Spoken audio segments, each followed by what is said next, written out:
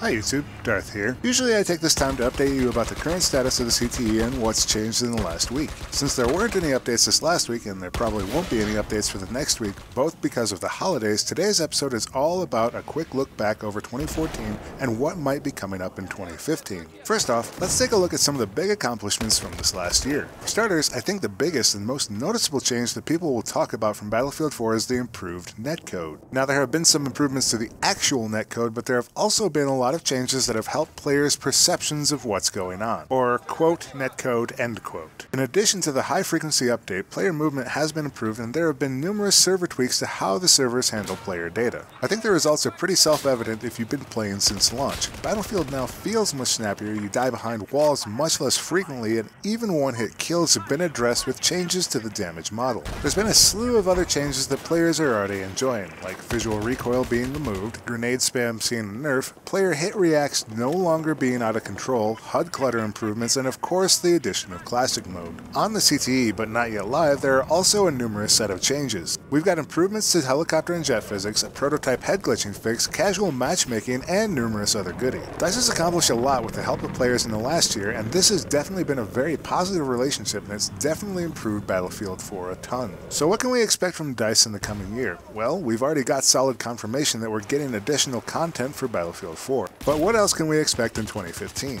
Now keep in mind that this part of the video is mostly gleaned from speculation, rumors, tweets, interviews, or things people have heard. Take that to mean that none of this may come to pass, and if it's not in the CTE, it's not in the game. So with that out of the way, additional content is coming to Battlefield 4, and we can expect at least one more patch containing some CTE changes. Most of what's on the CTE right now is a prototype for various fixes. For 2015, we can expect this to continue, and I'd definitely like to see DICE refocus on the team play initiative that they started after the fall patch. For those interested, the team play initiative has three goals: clarifying communication like orders, balancing team creation and team play functionality, and attempting to get players to play more as a cooperative team.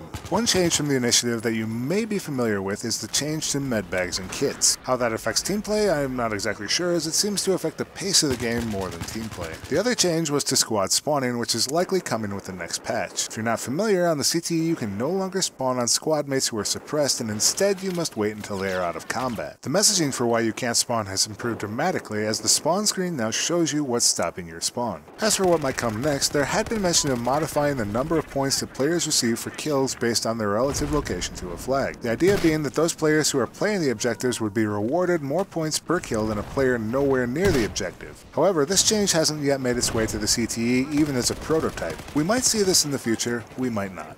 Now, from what I've heard, this may be a change coming to all weapons, or perhaps just to the LMG. As far as I know, there hasn't been any official communication from DICE about this change, so it just might be a total rumor. But the gist of the change is that all automatic weapons may be seeing an increase to their maximum spread, meaning that the longer the bullet stream continues, the less likely bullets will be landing on target. The current spread values mean that while firing in a continuous stream, LMG users can remain pretty accurate even in close quarters. This rumored change would be a likely nerf to the run-and-gun LMG users, particularly LMG users that hold down the bullet hose. Now, the head glitching prototype is somewhat stalled out in the CTE, and we haven't seen any changes since about the time Final Stand landed on live servers. But what DICE has implemented on the CTE is a set of adjustments to player animations and the firing locations of certain weapons. They are changes that are at least somewhat effective at stopping head glitching on the weapons for which they are implemented. However, as I detailed in some previous videos, there are some oddities with this change, particularly when trying to determine if you will actually be able to shoot over an object. Right now, you can't figure that out. I think we're about an animation away from having a working solution, and particularly some kind of gun hoist when you're too close to an object would be great for telling the player that they can't fire over something.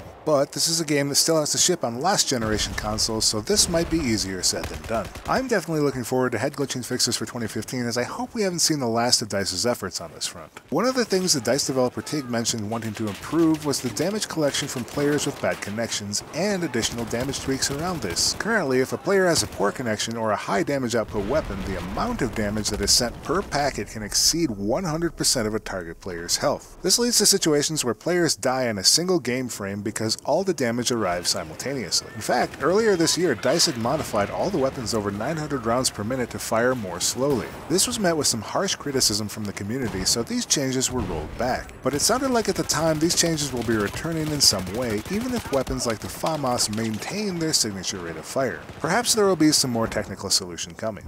DICE recently updated the Battlefield community test environment to allow premium players to play on PC. However, this solution obviously doesn't work for players who don't have a PC. DICE has stated on numerous occasions that they want to, and have the technical capability, to bring the CTE directly to premium console players. Unfortunately, updates to consoles require certification, which is a lengthy, expensive process and not well suited to the incremental development of the CTE. It's possible that there is some technical workaround that DICE is trying to push past Microsoft and Sony, but we'll have to see what this next year brings. That's it for this episode of CTE Sunday. There are obviously numerous things that people would love to see addressed on the CTE, vehicle balance, burst weapons, and many other things. In the comments below, I'd love to hear what you folks would like to see addressed on the CTE in the coming year. Before you go, if you're new around here, take a look at my channel and please consider subscribing. As always, thanks for watching, and I'll see you next time, YouTube.